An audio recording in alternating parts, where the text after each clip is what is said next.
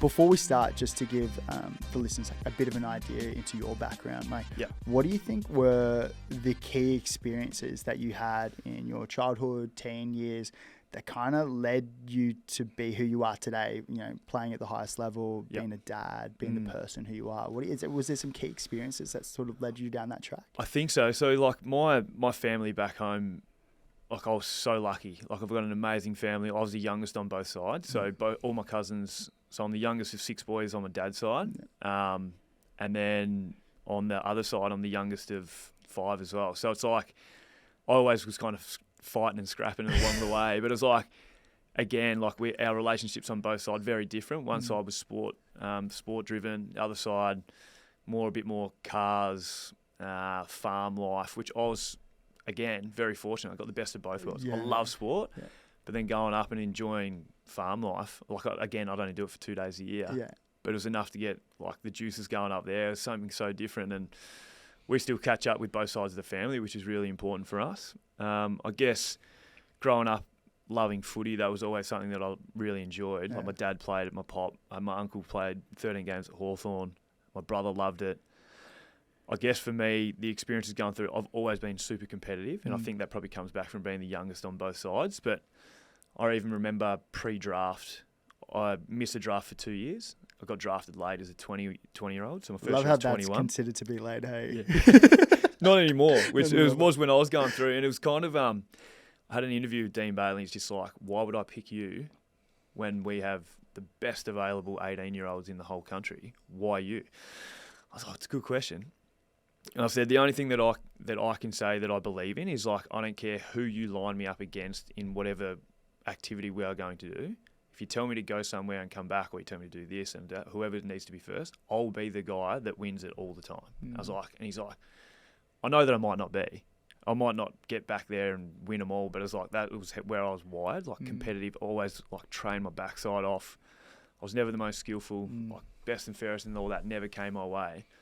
But I was always like ultra competitive. And I think I got that from family traits. Like even my wife played basketball at a high level, but then she's like, I thought we were competitive, and then I met your family. She goes, you guys are next level. And it was like, it's still the same. Everyone's still super competitive regardless of what we're doing. But I think that's probably one of the main traits that I got. But then relationships for me is something that I've always invested in. So again, that's probably come from strong family ties to the people that I align myself to throughout my career, both on and off the field. Really tight, really strong. And again, I owe a lot to them, but I feel like equally I always try and invest in others as well to try and get the best out of them, or whether it's support base. And I feel like that's kind of helped me in abundance coming back the other way. It's interesting, like when we have like those circles, our friends, family, typically they have like the same values as us, right? I remember we did a podcast with a guy called Mac Horton, Olympic swimmer, and that's when he called out one of the Chinese or Japanese swimmers for being a drug cheat, and he got like scrutinized through the media, like got pumped, and he said through the semi-final, when he was getting all that media pressure, the group, like the final swim was in that afternoon. He said that whole time, this couple hour period, he's like, did I do the right thing? Did I do the wrong thing? And he lent on those people around him, because typically they would have very similar values to yourself. So it's kind of like when you are in the thick of it, or when you think you might have made a mistake or done something, having those people around with similar values, I imagine would help so much, right? It does. And I feel like even going back to early experiences for myself, I think, like we chatted about, but I used to ride this emotional roller coaster I would talk about. So train well, win a game. I was like, my week is set. Like it's going to be so good. My Saturday's going to be awesome. Sunday, how good. Monday, I know I'm going to train well. Whereas on the flip side, feel like you're kind of almost limping into a game, don't perform, and then all of a sudden, well, my Monday to Thursday is going to be shit. Like I just don't feel like I've fulfilled my emotional cup to the brim in a positive manner, because I felt like I put so much into my performance that if I didn't perform, it affected me like more emotionally for the whole week, which is a really bad way to go about it. What did the Monday to Thursday look like after? Like just really quiet. So I was like, I would still train, but I don't think I was expressing myself in a manner where I wasn't offering up to anything else or anyone else. So I was like, my communication on field would go down. I would still work equally as hard, but I wasn't giving back to others. So therefore, I felt like I wasn't benefiting both giving to my teammates. And then personally, I felt like I wasn't getting the most out of myself because I relied too much on purely like a performance base with how my week was going to go. So I think, again, that's changed, especially by maturing and having a bit more experience in the game. Like I felt like set my week up from Monday to Friday. I've done everything possible I can to perform on a weekend. Regardless of how I go on the weekend, I'm not going to let that affect my following week. Like my wife certainly doesn't deserve that. I was like, my family back home, they still deserve to hear from me. Yeah. Like whether it's communication. Like I speak to my dad and my brother every day on the phone, every single day. Like, and that's, we don't talk about it a lot, but it's just something that I feel the need to tick off every day. It's like I want to speak to him. Was there something that changed? Because I imagine like that piece there of riding the emotional roller coaster is probably pretty common amongst definitely professional athletes, but more so also like everyday athlete, corporate business, people rolling through the everyday life.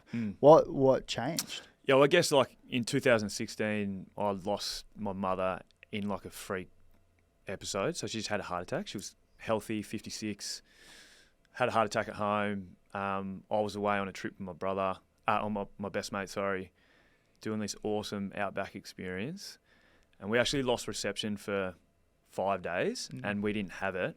And the moment I got it back, it was like first point of calls, like bang, ring the parents, which is great. Spoke to him for like an hour. And then, it was 5:30 the next morning. So 6 a.m. I was notified that mum had a heart attack and passed away, which was really hard because I was in Katherine, so 400k south of Darwin. I was just like, how am I going to get home? What am I going to do? So I kind of blacked out from Katherine to home. So 17 hours it took me to get home. I don't remember anything. Really? The only time I felt like it really hit me was when I saw my dad when I walked in the front door. Because I had to fly, obviously, go up to Darwin, fly to Melbourne, pick up Carly, go to Melbourne to Hobart, drive from Hobart to home. And 17 hours it took. And then I think from that, like it was a rough experience, really, really hard. My whole life in terms of like communicating with others, it just went through the roof. I was like, so even I'm on the way home to see Carly, I know I'll be there in 15 minutes, but I'll still talk to her. I ring my dad every single day because, again, probably from that, you never know when you won't speak to him anymore. So, and I haven't shared this with a lot, but I've got voicemails on my phone from my mum that I've never listened to since 2016 because I'm just not sure what that could potentially make me feel. I was just like, I remember our last phone call. It was beautiful. Like, spoke to each other for ages, told her I loved her, spoke to the old man, and it's the same thing. And then that was the last conversation I ever had. So that was a really, really challenging part of my life, but I feel like phone calls, I don't listen to a lot of music. I listen to podcasts. I don't listen to a lot of music in the car because I fill them with phone calls. And they're to people that I feel like mean a lot to me. There's generally probably 10 people that maybe they might get annoyed from me calling them. But I'll make sure I make a really strong effort to call them all the time. And it's not like I'm not checking in on you. I just want to hear your voice. I just want to speak to you. And that was clearly a fork in the road moment for me. So, going back, it'll be 10 years this year in September, which it's really hard to wrap your head around. But like for me, talking about it become a lot easier. I really used to struggle because it wasn't shame or anything like that, but it just felt like I wanted to blame someone, made me feel really angry talking about the experience because I just didn't feel like it was fair or right. But then once I started opening myself up and letting people in around me, talking about the support network, like my wife was clearly the most significant because she was with me day to day. Like I was down for Tassie for 3 weeks and had to move back to Melbourne because our job doesn't really stop, really. But she was amazing through the whole experience. My dad and my brother, who clearly went through the traumatic phase of being there, I felt like I was beating myself up because I wasn't there. So it was really hard to support him in that phase. But then it took me until the next day to get there. But I guess that's why I call them every single day because they mean enough to me and I just want to see what they're doing. Generally, I can ring my dad and I reckon I could reel off exactly what he would say for the first 3 minutes because it's the same stuff. So, hey, mate, how you going? He goes, what are you up to? He goes, not much, mate, at all. Just been potting around the house, just mow the lawns. Or it's just like, yeah, mate, just got home from golf. Like, I could, whatever day it is, I know exactly what he's doing, but it won't stop me from calling him. So it's just like, they're just small things that I feel like I'll continually do. And it probably started all around post that. Man, thanks for sharing. I know that I imagine could be really hard. Yeah. Really hard to share. Yeah. And I think I'd really like to talk about that period after 2016, after 2017. Yeah. You said it took a little bit of time before you felt like you could, I guess, have these types of conversations, because you look at you now, you can have this conversation now, right? 10 years later, which I know is still really hard. Yeah. But post 2016, how did you navigate that time where you, I guess, felt comfortable enough to be able to share it?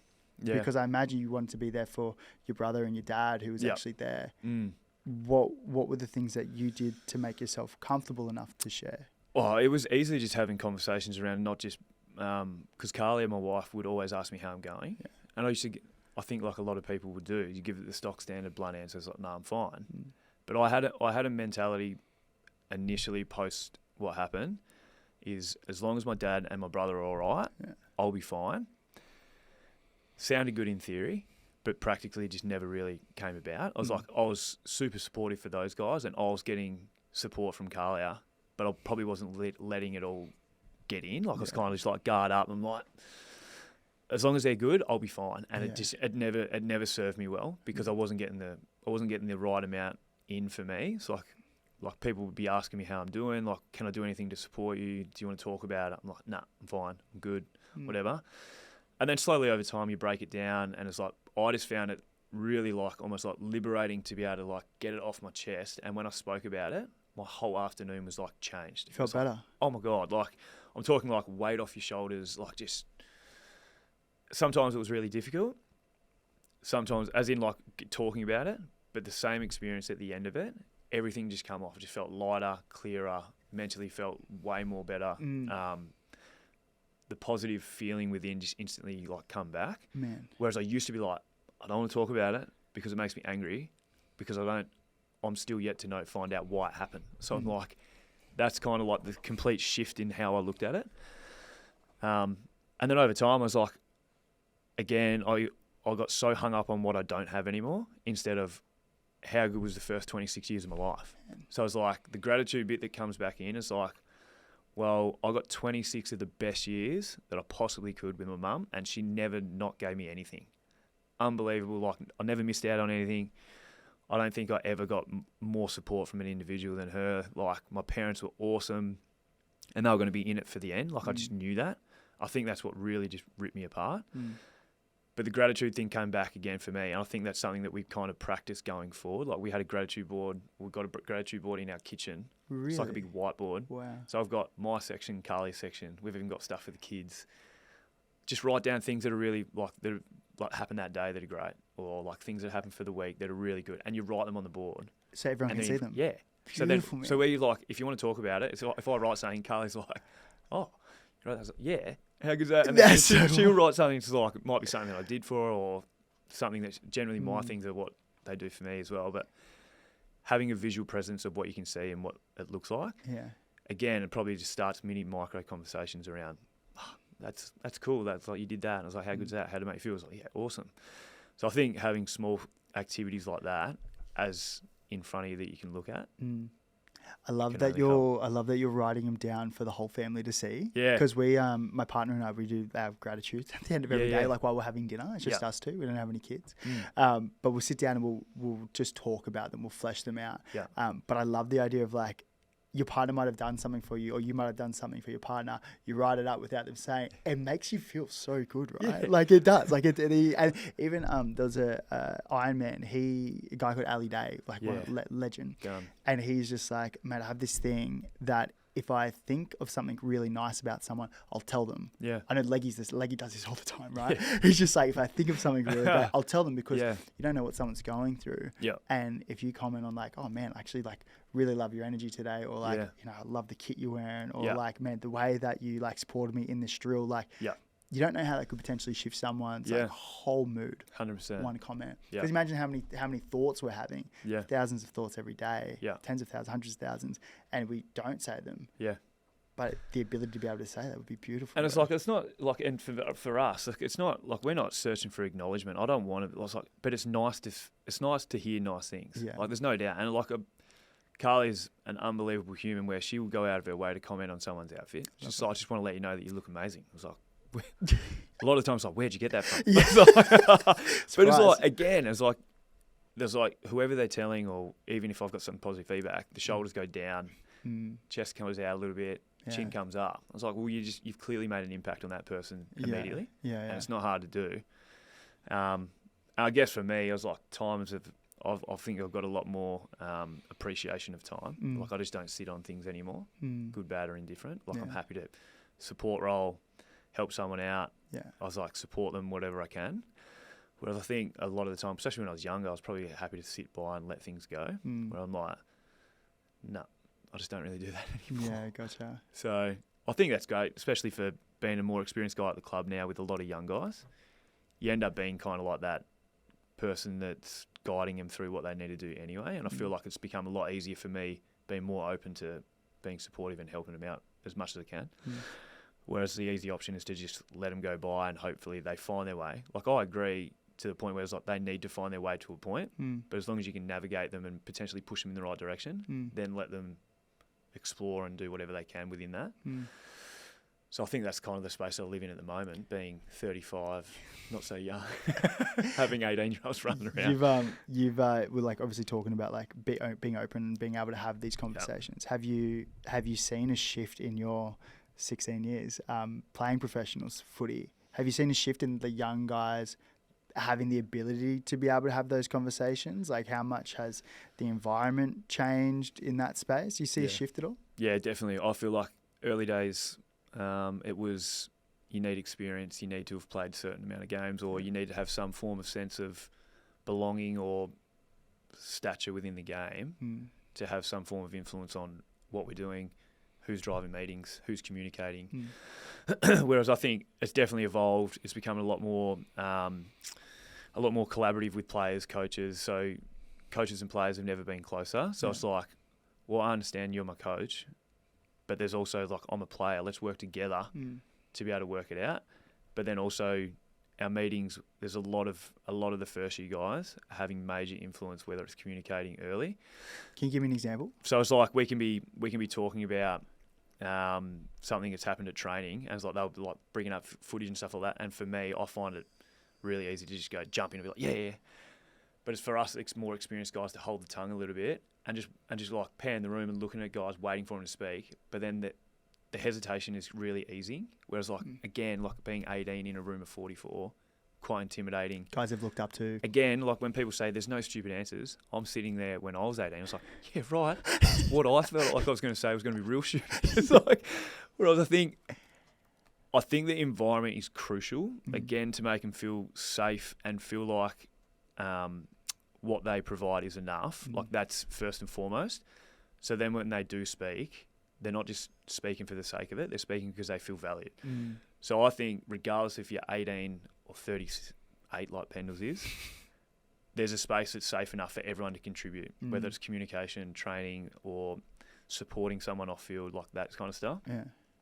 And I think that's come from really important leaders at the club, like Barry, our Barry Carp, our president. He's unbelievable at that. Like there's very rarely like an opportunity where he's at the club. He doesn't make sure he gets around to every single person to make sure to talk to them. And then we've got like Pendles, who's arguably the greatest player in the history of our football club, is shooting hoops with the first year boys flat out because yes, he wants to, but also he knows that like that gives him something to talk about. Yeah. Like, fuck, you invested an hour in me today. Yeah. How good is that? And then we've got a head coach who just wants to be family first, relationships driven, because he knows it's a success. That's a perfect recipe for that. So I just feel like, there's a constant reminder even for me when I'm talking to the young guys, I would love to be able to say that this is normal. It isn't. So the experiences that you're having right now at this football club for us and what we're doing, I would like to say it's normal, but it's not, because we do it at such a high level that you guys are getting the best experience right now, off the bat. How lucky. Like, how good is it? But imagine if you were rolling as an 18-year-old, like, oh, this is normal. Yeah. But even yourself, like, having been in both situations, but in, like, different clubs, like, I imagine that it probably can vary enormously, right? Massively. And it was like, I was at Melbourne for 5 years. Unbelievable experience. Met some beautiful people, and I've still got great friendships from then. To moving to Collingwood, where the success wasn't there early, but then we started shifting in the right direction. Missed the grand final, prelims, then ended up winning one in 23. But I guess, yeah, the way that it was wired from the inside had a massive impact on the outside. So the way that things were run on the inside, again, it was like the collaborative stuff with players and coaches and staff, and everyone was like a big all buy-in team experience. Whereas it was like early days for me when we weren't playing well, it was like, you do this and I only want you to do it this way. Like, it's just kind of like, I used to get it treated like, you know, like you're the bad student in school, in the class, and you get spoken down to and like, you do this, you do that. That's how it was back in the day. Yeah. Again, when you don't get the results, sometimes they're like, oh, it has to be like this. Well, it doesn't. Yeah. So it's like, well, even currently is like with teams that aren't going so well, it's hard to know how they run internally, but it's like, what comes first? Do you need to perform well to loosen the grip on the environment, to allow players to kind of have a little bit more autonomy in the program? Because ultimately they I feel, you end up working harder and more efficiently and better, and you give more to others when there's a little bit of flexibility, and the autonomy is probably the best thing. The program is sound, but there's a bit of room in there for you to do your thing and make sure that like you're still sticking to the game plan, doing whatever. There's the fun aspect in there. Yeah. Where you're like, fuck, how good is this? And you turn yourself inside out even more. How do you foster that environment? Because we spoke to Jackie Lauder, one of the club psychs, and I love, I guess, her philosophy about creating safe spaces. Like, if you have a dictatorship where it's like it's this way or this way, people or players, athletes aren't going to feel like they can be themselves. They can be creative when it comes to like playing really good footy. Yeah. How do we create a really beautiful environment? Because I think about it from a sporting sense, but I imagine it probably floats into everyday life as well, right? Yeah. Well, I think even for us, like we have simple things where, and everyone's been told it before, it's like, I don't care if you make mistakes, just keep going for it. Yeah. I was like, well, okay, that's really good in theory. But then when people are making howling mistakes, the coach chucks up on the big screen, everyone has a laugh. Yeah. Instead of, I told you I don't care if you make a mistake, you make a mistake and you show me and you show it in front of everyone, say how bad it is. The impact instantly that has, not only on the individual, but the whole group. You're like, well, you're telling me one thing, but then you're ripping me for something else. Yeah. Like small things like that where I just think consistency over time of having the way that you're treated, educated throughout the week, definitely for us. Like it took us a while to get to where we are. It's not if you just roll out a program, it's bang on. But I think even for us, it can work. Like we have a lot of fun and we train incredibly hard. Yeah. But we also, like, if you want to just tip into the fun side and not train hard, you can instantly get brought back pretty quickly. So it's like, don't lose sight of how good you have it because this environment is A grade, but don't take the piss out of it. Because if you just want to try and come in and live it up and do all the fun stuff without really getting to work or investing in others to try and make us all better, you end up getting chewed up and spat out. Whereas, like, that sounds bad, but the environment is so sound where we'll get the best out of you, but we need you to tip in on all aspects. Has there been any parts of the environment that you've noticed at Collingwood, or like even just your own philosophy that you've taken into like your home life and the environment that you want to shape for your boys? Well, probably the openness in conversations, because purely for the aspect of we do activities of like, who am I?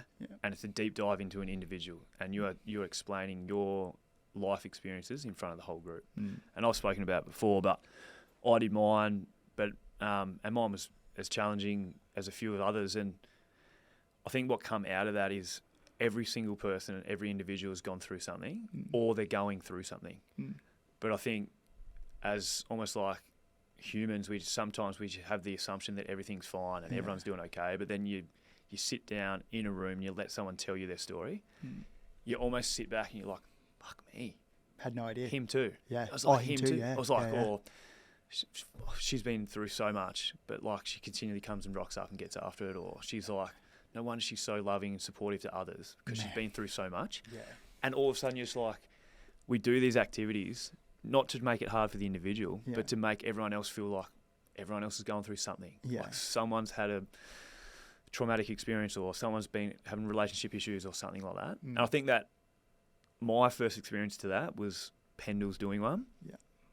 And he broke down in front of us talking about his grandfather, whose relationship was super tight to him, and he always used to wear his grandfather's wristwatch. And I was sitting there, I was like, Scott Pendlebury's crying in front of me. I was like, that instantly just made me sit back in my chair. I was like, the level of vulnerability for him to be able to do that to the new guys that came into the club, I was just like, that was instantly shifted me straight away. I was like, he's doing that. I didn't go sign me up straight away, like get me to do that right now, because it was so powerful. But I was like, it gave me something to reflect on instantly. I imagine there's a level of trust within the room to be able to share something like that. Like I imagine Prendles isn't going to be getting up if he didn't feel like he had the trust of the crew, right? No, and I think that again, that can be built over time. But I think trying to make even like our young guys who are 18, fresh out of school, come in to Collingwood with like, we've got Sidey and Pendles at the club, which are arguably going to be the two greatest players, the most capped players of the history of the game. And they're in the same room at the same time as you're expecting young guys to just talk about potentially what's going on film or how they're feeling or what are they struggling with. Like, that's really, really hard. So a lot of the time that Flyers comes up with these activities and stuff like that is to try and make it a really safe environment for the guys to just be them. Nothing more, nothing less. Just be them and feel comfortable. And I wouldn't even be embarrassing him by saying it. It was like, we've got a guy, Ed Allen, who was a super shy, Perth kid, really laid back, high-end talent, work ethic, would dominate VFL, come in AFL, and like mentally just felt like a little bit off, like wasn't quite. And I reckon it wasn't as mentally fulfilling because I don't reckon he was expressing himself away from the game. So I didn't think like I thought like he was holding himself back. Last 2 years has been a significant shift in the way that he carries himself. Like, he's so jovial. I'm like, I reckon that's the normal guy. That's the real you. Yeah. And then you see that, and then equally you start getting this uptick in performance. So it's like he's training harder, he's training so much better, he's never been stronger, but then also he's helping guys around him. Yeah. So I think that everything like that, you give a bit, you get more back. I think that ability to be like incredibly like authentically you makes you like, I don't know, thrive, right? Yeah. I mean, when I first came to grade, NRL, not AFL, for the Melbourne crew who are listening, mate, I was like 17. I felt like couldn't say a word because there was guys at the club who I looked up to incredibly, right? And so for the first year, silent, like didn't say. And all of our mates who'd done similar things come into the club at a young age, all very similar, right? Yeah. But then when you get a little bit older, you get 23, 24, you start to have a little bit of you sort of like kind of figuring yourself out as well, and you can be yourself. Man, it's incredible, like the amount of success that you can have. And to be honest, even more so, like when I finished up a bit earlier, medically retired. So when I finished up, even more so when I felt like I was knocking around in circles that probably a little bit more encouraging to be like my actual authentic self. Yeah. The positive success that came off the back of that was incredible. And I was like, I wish I could have done that back when I was 18, 19. So I wonder how like careers would have changed. And like you think about the crew in the club, like the guy you just mentioned, imagine if he did that straight out of the gate. I know. So I was so fortunate even when I went to Melbourne, like being mature age, 20, 21, I was kind of instantly drawn to like the mid-20s, the 23, 25-year-old guys. And, well, they instantly took me under their wing. Yeah. I was like, these guys are like you're watching on TV, they're genuine stars, and they've invested in me. So I was like, I felt like I got a leapfrog head start because they just made me feel like they had similar characteristics, similar personalities. Yeah. So you kind of naturally get drawn to others anyway. But how they treated me and how they made me feel so welcome, I felt like I'd jumpstart on the other young guys because they made me feel safe and respected off the bat, like straight away. Yeah, and I think that's a lot of it's the half of it. Everyone trains hard, everyone's working hard, just as one another. But like upstairs, like mentally, that's generally where the fogginess happens. And then it's like people talk about confidence and all that kind of stuff. It's a different kettle of fish. It's like, well, it's just like how comfortable are you? Yeah, like because I feel like the confidence just is like clearly it's like pattern of behaviours that do that's going to build it. But does the pattern become right because you're not feeling so good? Like it's like you might start creating like bad behaviours, like so it's like I was fortunate for that. I'd like to think our environment is really enhanced for the young guys coming in. So it's like we know what you're good at. We want to see it from the get go. So let's get around as much as we can. So cool. And hopefully they feel that. So. Tell me about the your Who Am I? You said you saw Prendles. You said you saw a few of the other boys. Yep. What made you comfortable enough to be able to get up in front of the crew and be able to say that? Yeah, so mine was actually out in the middle of the sticks, like we're talking out in the scrub on a 2-day camp, and mine Fly came to me and asked me because I'd really good relationship with Fly ever since he came in. And he asked me, he goes, I'm going to specifically ask you to do yours in front of the whole club. Like, so it's not just the boys. Nah, so it's the boys, the coaches, staff, admin, everyone was out in the camp. So there's like 90 to 100 people out there. Wow. And it was one massive circle out in the middle, and it's just like I'm standing out the front, and I just had a couple of photos, and it was like photos of like my family, and a photo of like my dogs and my wife, and just I was like I knew where I was going to go with it, and I started as like a youngster going all the way through, but then I knew what was coming, like I was going to talk about mum, and I knew it was coming, and I started like choking up early. I was like started tripping over a little bit. And then all of a sudden, I just felt like, no, I was like, you're right, you're all good. Gathered myself. And then I kind of just spoke for about 15 minutes. And I found that really, really hard, just like emotionally more than anything. Like I felt like I was shuddering internally just because I was nervous. Like some people there were complete strangers to me because like I'd like to think I've got a good grasp of what everyone does at the club. But there's a lot of people on the other side of the building that I don't know. But then what happened post that, like, and I've chatted before, is like everyone, like I got a group hug from 95 people. Really? Like it was massive. Like I got overwhelmingly swarmed, and every like conversations that happened post that, it was just like, oh, it's like not. It wasn't like oh, I'm so sorry, rah. It was just more like, yeah, I've had such and such pass away. I was like, this has happened to me. So conversations that happened post that, you're like, whoa, that made me feel like it wasn't just me. Like you just feel quite lonely. But then post that, I was like, whoa. But then I was one of the early ones. So then after that, like I was the only one for that bit. We'd do a weekly one post that, a weekly activity of someone doing it. And yeah, they were like so powerful. Kind of set the tone, right? Yep. Yeah. And then like we even had like second year guys getting up and telling their stories. Wow. Some got through it with ease. Some really, really struggled. But the effect post that was equally matched on all fronts. Do you think you got such a warm response and like the big group hug because so many people probably saw themselves in you? Yeah. Well, I think that's even when I've chatted about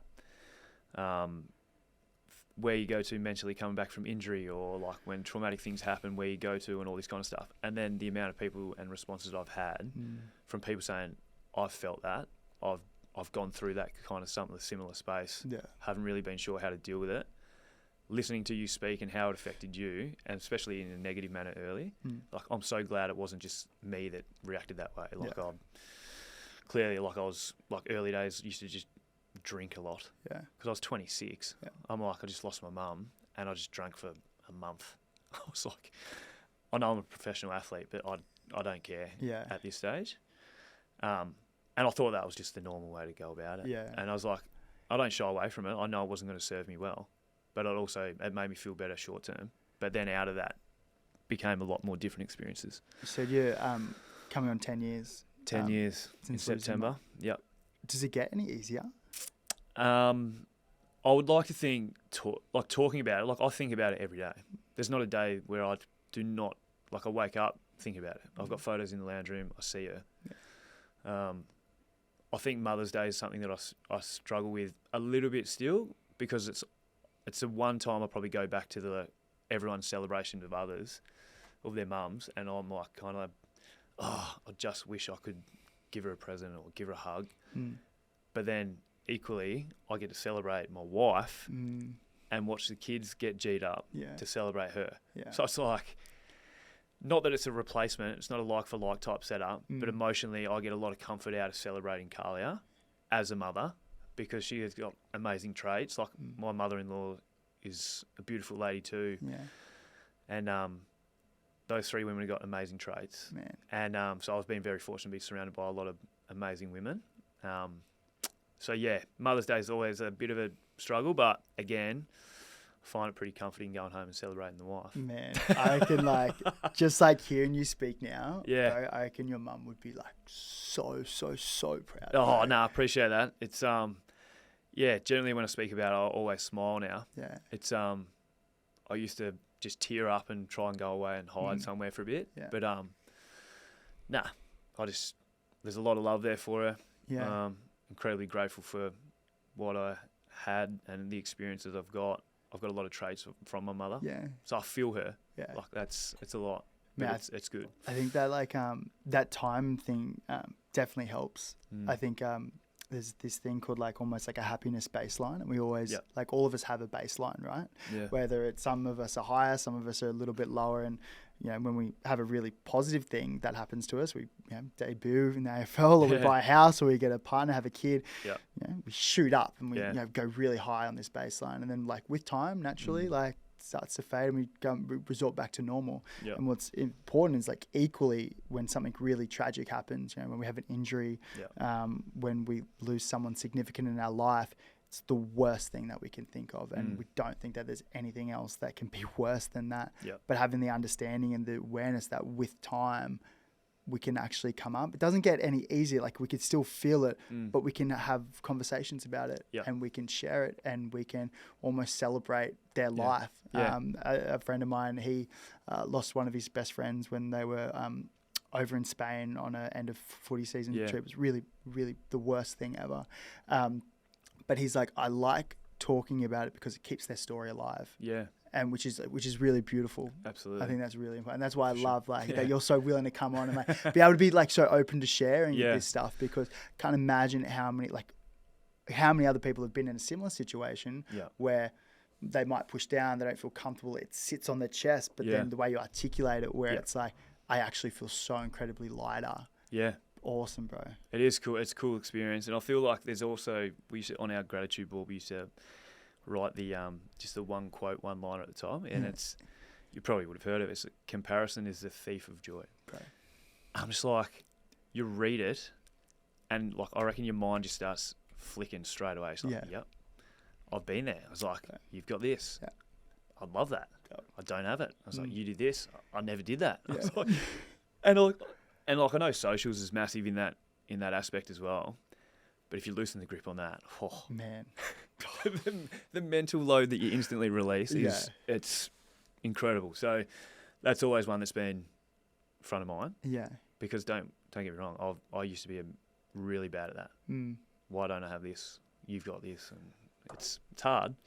That's the kind of world that we live in. Yeah. But then I've changed it into just how lucky I am for what I have. 100%. So, and then to be honest, like all that like other shit will fucking come and go anyway.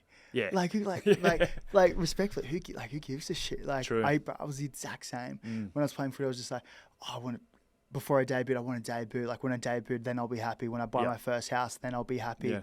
But if you can change it, if you can get out of that if and when model, man, like that continual like happiness is that's it. Like that's the golden circle, right? It is. Yeah. That's happiness for me. Yeah. And it takes a while to figure it out. Yeah. Imagine if we could have these learnings back. I'm still working it out. It would be nice to know when I was 15. Yeah. Did you always want to be a dad? Yeah. Yeah. Yep. I think we've got Xander's 4.5, Saxon's 10 months, 2 boys. I think we're satisfied with the 2 boys. Yeah.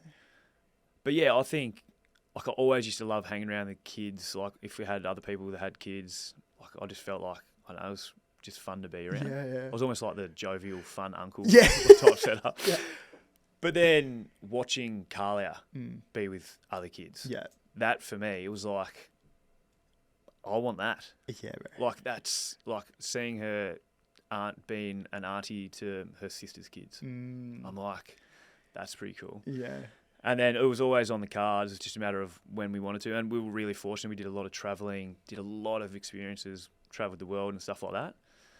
And but having kids, it's pretty unmatched. How do you think it's changed you from 20, 22-year-old kid to being a dad? What do you think's changed in those two people? Purely outside of the responsibilities, I think the perspective on a lot of things. Yeah. So, like I know the slogan of nothing's never as good, nothing's never as bad. I think it didn't really hit me until probably kids, because even things aren't going too well with footy. I'm like, I'd finish and I used to be like pretty miserable for a little bit, but then I'm like, hang on, there's someone waiting for me when I get home that could not give a shit what just happened. Yeah. He does now. You now understand. Dad, what are we doing? He's ready for team photo, mate. But it's like, no, well, there's an added responsibility. It's like, yes, and I've chatted. I was like, yes, I am a professional athlete, but I am now a father and a husband first. So be the number one guy for those two. Yeah. And then continually turn up for footy. I'll always do that. Yeah.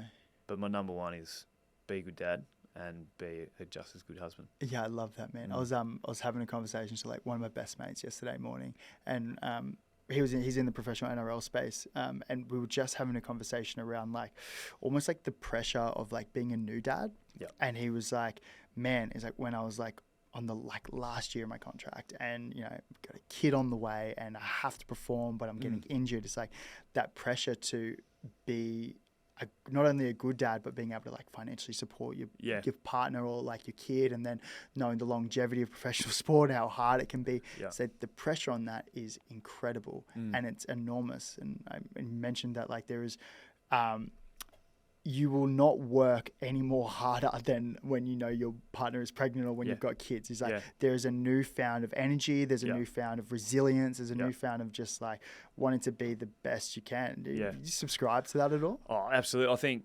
the reality around having a child, especially early, it's like the pregnancy, and I can't vouch for the experience of what it feels like, but it's like you get to see firsthand of the experience of what the women are going through. Yeah.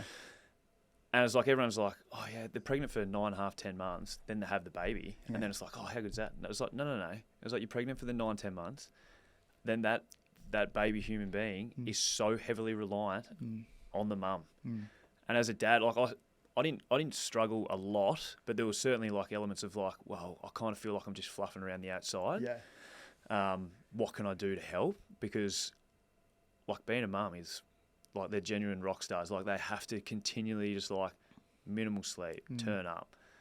Patience is something she just bleeds of, which I struggle with patience. and she bleeds it. But I just think like the selflessness in what they do as well. And even for me, like early days of having Xander, like I was sleeping in our room. She took the baby into a different room and slept in there for like nights before games. How incredible is she, man? I'm just like, I don't. And the expectation was don't do that. Yeah. But she's like, no. She's like, I've got this. You do that, and then we can enjoy the good times in between. Yeah. It's not like let's both fight this. Yeah. You can potentially be a little bit affected, or you don't feel like you're at your best. Yeah. And then it's a bit of a shit fight in between. So we're not really getting the good sides. Because early days, like every dad wants to get up. You want to get up at 2. Yeah, I want to watch your feed. Yeah. It's like, I'm not doing anything. It was like, just go bank some sleep. Pick it up during the day. Like step up from 1 till 3 when Carly needs to have the rest. Yeah. Be that supportive. Like, so it took us a bit to work out, but like watching them go through it, like you feel like you love someone, and then you'll kind of watch be a mum, or you watch them go through experiences like that, and you're just like, whoa. Yeah. Yep. Pulls it a little bit hard. Wow, man. Because I look at that, my partner, I see her with like her nieces and nephews. Yeah. And I get the feeling that you said when you saw your partner. I was just like, oh, I was like, that's it. I was like, it's so cool. Like, it's so exciting. So I was like, we definitely want to have kids one day. So I'm like, I wonder if there's any tips or advice I can pull from this conversation. The comparison, that's the one thing you never listen to, is like a lot of, even all the boys that come through with kids. Yeah. I'm yet to see any kid that's the same. You really are. Like sleep patterns, behavioural shift, whatever it is. Yeah. You end up finding out what works best for you. Gotcha. And I feel like less info the better. Was really great for us. But yeah, we both had interstate families. So mine was Tassie, Carly's was WA. Plus we had Xander in COVID. So it's like on the back end of COVID, so no one was allowed over. Man. So first child going through it, and Carly's just stepping up to the plate and just hitting it for 6, which... Do you feel like you're kind of like losing your mind a little bit almost, or like feeling like a little bit isolated, or like, because I imagine if you're constantly in your own head about it, we can almost like dramatize and ruminate on certain ideas and concepts, where the reality is it might not be that unusual. Like it might be that other people have going through very similar situations. Yeah. Oh, especially for first time motherhood for Carly, I was like, you're experiencing everything for the first time. So how you react to those is going to be completely different. But then you certainly question it as like, am I overreacting? Is this normal? Yeah. I was like, why do I feel like this? Like I feel like shit. I feel like I'm not providing enough. Like breastfeeding early was like potentially was a struggle. It's like, why can't I do this? Like it's me. It's like watching him try to go through that mental toil of like blaming themselves is really, really hard. Yeah. Because I'm sitting there looking at what I see is like a Wonder Woman. Yeah. But then she doesn't equally see herself like that because it's just so hard. And I think the distance stuff was challenging purely for the fact is like watching when like her mum and husband were over last weekend and just watching it, like the significant shift in the household just purely of like looking after the kids for 30 seconds just so you can walk out of the room and not have to watch it for 30 seconds. Yeah. Like, Yeah. small things like that. And they're incredible. But we didn't have that early. But I feel like maybe that was just how it was meant to be for us. Man. But she was incredible through the whole experience. Felt like I just got the front row seat to the mum show. And I was just kind of tipping in where I could. Yeah. You said like all the kids and like everyone's situation's like a little bit different, but was there any like bits of advice or conversations you had with like already dads that helped you throughout that time? Being present with like present time with your kids. So like being present with your kids. And there's still times where I find like I can have both boys there. Yeah. I'm like, all of a sudden I was like, I've been on my phone for like 10 minutes. I'm like, what am I doing? Yeah. And I look up and it's like, they're just chilling. Yeah. But I was like, just don't do that. Yeah. I was like, you're almost like thinking about looking at a camera, what that would look like. Yeah. And it's just like a shocking look. It's like, so the time that you have with them, don't take it for granted. And that's like, we try and just fill it with activities now. So like watching Xander first ride to learn to ride a bike. Yeah. He's got no training wheels on. It's like, yes. Yeah. Now he wants to go for 5 rides a day. It's Man, like, what have we done? What have we done here? So like, yeah, I think just, it's like deliberate practice with your kids. Like just be there with them, like focus in, give them the attention they deserve. Yeah. Because I feel like we live in a world where it's really easy to be distracted. Yeah.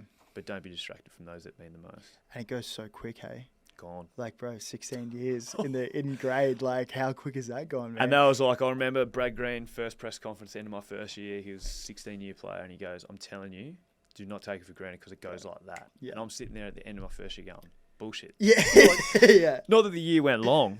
We didn't win that many games, but I was just like, it can't possibly go that quick. And then sitting back 16 years now, I was like thinking that this would potentially be my last year. You kind of like, it does. It literally goes that quick. Do you find you're like spending more time in the sheds after the game, like really taking in all those moments now? Yeah. Oh, we have like small things, just like small elements of enjoyment post-game where we just go back to the club. Yeah. Young boys doing recovery and ducking off. They've always got something on where that's fine. Us old guys just pull out a six-pack, sit in the spa and just talk about whether it's the kids, the family, and it's just the old guys sitting there. Because like, that will come to an end. Yeah. Like they're the things that I will miss a lot. Like yes, I'll miss the training and the contest stuff with what a game provides. But it's just chilling out, not having any worry about anything, just having a beer and just how good's this? What do you think? What do you think is the biggest sacrifice playing professional sport? I think it would be the attention that's taken away from others. Yeah. So I think, especially early, like a lot of the time and a lot of your lifestyle decisions are made around me. Yeah. So it's like, do we want to do this? And it's like, well, is it going to best serve me for tomorrow? What do we want to go out and have dinner? I was like, I've never been highly pedantic, like strict as. Yeah. But again, where it's like, where are we going to go travel? It needs to have these facilities. If it doesn't, we can't go there. It's like, I need to train. I was like, I need to do this. And then it's like, the mental toll is like, again, when I said I struggled, is like, when I come home and I'm shitty, they don't deserve me to not talk to them for 4 hours. Yeah. I was like, so they're the small sacrifice. It's probably more the others around you are sacrificing for you. Yeah. And I'd like to think as time's gone on, I felt like the inclusion levels and all that kind of stuff faded away and I feel like it's a little bit more of our experience. It's not just mine. And I think that's what I was talking about with the kids around the club and that. The experience of a professional athlete is ours. Yeah. It's not just purely mine. So they get brought along for everything. Yeah. Games, functions, training, meetings. I love that bit of you saying like you coming home and like you don't want to put all your shit on them. Yeah. I mean, I did a podcast with Tim Zhu, boxer, and it was just before his last Fundora fight. And a big part of it was just like, okay, I'm sure there's like going to be highs and lows on training day. Yeah. How do you, because his partner, Alexandra, she's just like, oh, he always comes home like so happy and fine, like nothing ever bothers him. She's like, I've always wanted to know like why that is. And so she asked the question on the podcast through like a voice memo question. Yeah. And he's like, man, it's the exact same thing. He's like, I don't want to be the guy, the person that comes home and he's like putting all my shit from my day onto my partner. Yeah. So he's like, I do this thing that after training, I get in the shower and it's kind of like my like meditation time where I kind of wash the day off me, like metaphorically, but also physically in the shower. So he's like, I wash the day off. And then so by the time I get home, regardless of if it was a shit session or if I got pumped or whatever it was, I can come home, I can be present and I can be that guy. Yeah. And I was like, I love that. Yeah. I think that's awesome. And I think one thing that instantly just maybe started thinking about, the not being in a position to sit on things is something that I've obviously learned to do, be able to do. So it's like, why am I going home shitty? Yeah. Because I'm questioning about, I've got questions of did I do this? Did I make the wrong decision? Or did I had a go at someone at training and I didn't follow it up. And I was like, now I'm thinking about it. So to reduce the thought process around stop thinking about it, do something about it. So it's a phone call to a coach on the way home post-game, or it's I'm not leaving training until I've got to that person if I felt like something hasn't gone the right way, or if I see someone who looks like they've had a shit day, can I try and clean that up before I leave? Yeah. So instantly it's like you get all that off, then you come home. My only thought process is lock in with the family. Yeah. I'm not thinking about, fuck, there was that thing that I didn't follow up, or there was that thing that I should have done. I was like, there's just none of that anymore. Yeah. So trying to like get your day when I walk out the door, it's done. It's finished. Yeah.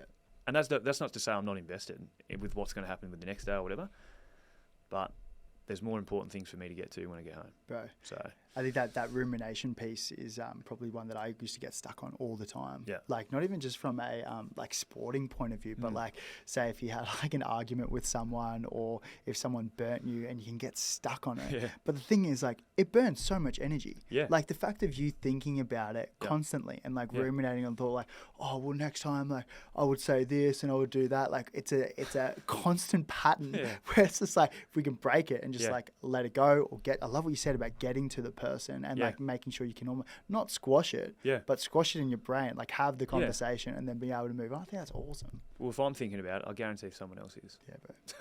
Yeah, bro. The conversation's a hell of a lot easier than going home thinking about it for 3 hours. Yeah, man. Yeah. Way easier. Also, I imagine it's probably the same with like your partner as well. Absolutely. Definitely. Over communication, brother. Something that I'm starting to learn. I didn't have more conversations with you about this. Should be sitting here saying like, oh, he's come a long way. I'm still learning too, I haven't nailed it, but I'm getting there. Yeah, gotcha. Mate, I'd love to know like what's next. Like what are the big things that are on your mind? Like you mentioned, 16 years, you have an incredible career, and we're on the back end of it, right? Like honestly, what does that next chapter look like? Have you thought about that at all? Has that been top of mind? Definitely, yeah. So kind of when you're fortunate enough to play for a pretty long time, you kind of naturally, where I feel like I've fallen into is there's a responsibility for me to upskill and develop the young guys as they're coming through, because we want this vacuum of performance that we don't just want to, we're good, and then we just drop away when everyone leaves. It's like you want this vacuum of everyone coming through, bringing the young guys through, and then when you vacate, the next ones are coming straight through. So it's like, I feel like I've kind of been doing that for the last 5 years. Coaching is something that I've clearly been intrigued and interested in, probably coming off a long-term injury in 2020. I started coaching because I was out for 12 months. So that kind of got me going a little bit. Like the media side of things, I dabble in that a little bit because I find sport and that really, really easy to talk about. Yeah. But then like the leadership culture stuff at the club is also something that I really like and enjoy. Yeah. Because I feel like, yes, I kind of have a general understanding of high performance and what works, but it's like to get the best out of people on an individual base, I feel like I can get those guys to do things and believe in themselves to therefore get the ultimate prize, and that's performing at a high level. And we've got Trevor Hendy who's at the club in that. Trevor Hendy doing stuff with you? He's been doing stuff with us for Whoa, bro. Yeah, Iron Man. Yeah, dog. I don't know Trevor like obviously personally, but I know a lot about him. So So I've known Trev for the last 10 years now, and he was working with Fly there a little bit behind the scenes, but then he's an official role at the club. Gotcha. I've heard nothing but good things about Trevor. He's a good man. Yeah. He's always talk about like he is a very open book, but like he'll always see things from a different point of view, or like very open-minded around anything that's happening. Gotcha. So it's like if you ever just like questioning anything or you want a conversation, it's like you go and have a chat to him. Yeah. And he's a man who has a massive life experience of many different things. Yeah. Clearly high performance. He was the best Ironman fucking ever. Yeah. Killed it. But like he doesn't talk about that a lot, but he has an understanding of what makes athletes really good. But then also, he's a little bit out there with a few things that he does, but I love that as well. What's been one of the biggest takeaways you've got from him? I've spoke to him on the phone, and he's quite spiritual as well, and like we have these unreal conversations. I think it's just been a little bit more open-minded to things like that. Yeah. I think I found it quite easy to just be like, I don't know what that is. Yeah. But ever since meeting him, it's like there's been experiences like where, I believe it. Wow. Feels like it works. But I think like, the gratitude thing comes back to me. Is like so Nathan Buckler, still chat to him a fair bit. Yeah. He's a really good mate of mine. I was a Collingwood kid growing up, and he was like my idol.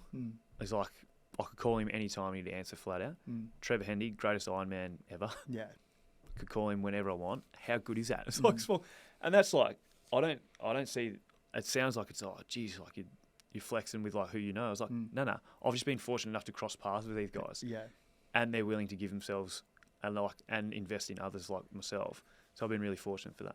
But I don't reckon that guys like this invest in just any old random person. I believe that like if you're a really good person and if you train hard and if you work hard, then these types of people, these like really high quality people, they're going to invest in that because naturally you're a good person and you work hard. Like I think that just happens naturally. Well, I think it's not.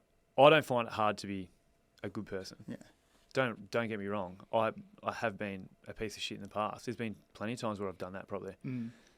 But I'd like to think, as I've developed and educated myself a bit more and got a bit more better in that space, I feel like I've developed a lot. So, and those guys have been unbelievable for me. Yeah, because I imagine there's probably like a heap of crew that's like, I'd love to like have a really great mentor, right? And like I want to like even actually, no, I won't tell that story. It's a different story. I was like, probably not appropriate to talk about it on the podcast. But it was, in essence, it was like someone asking someone to be a mentor. Yeah. And the guy's just like, your values probably don't really align with like what I want to do or kind of who I really want to invest in, like respectfully, like in the most respectful manner. Yeah.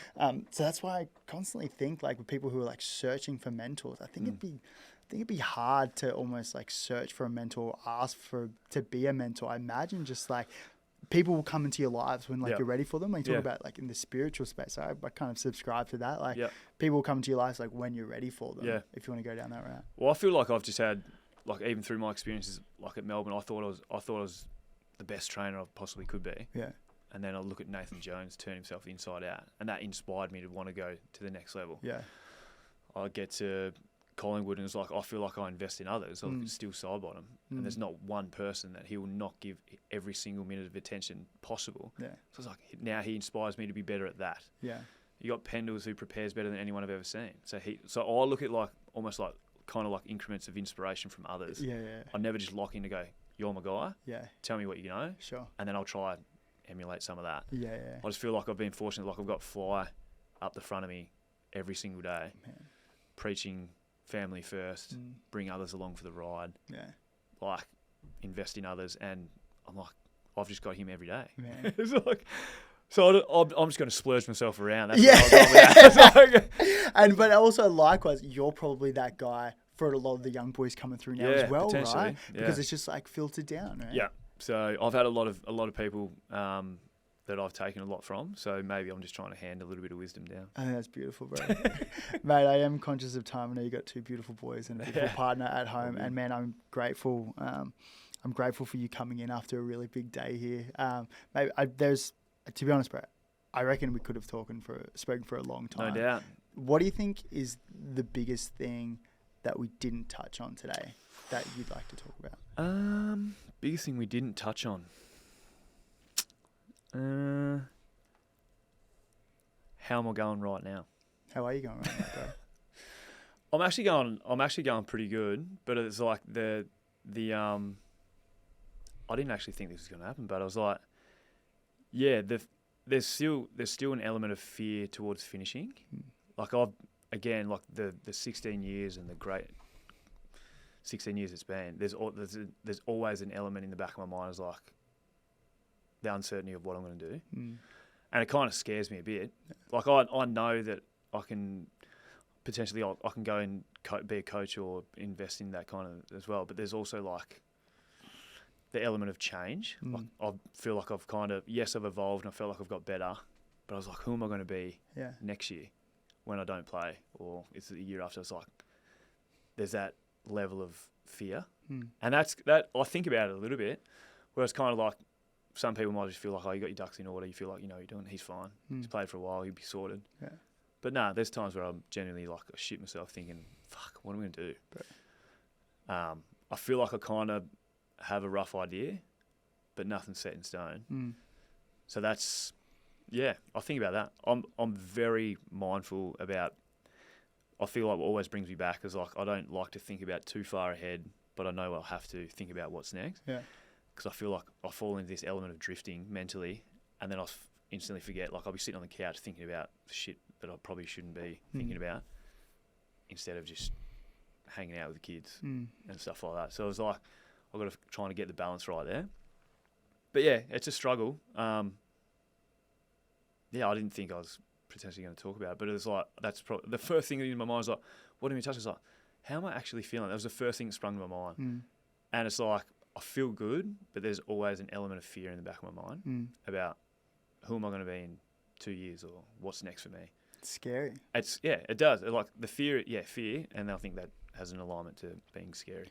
I think the best bit of advice that I got from a friend, he's just like, regardless of how successful someone's career was, whether it was 1 year or 16 years, the first 3 years after coming out of professional sport, there's always this level of uncertainty. There's always this level of trying to find yourself, even though we're older, right? We're older, we should pretty certain of who we are, but there is this uncomfortability.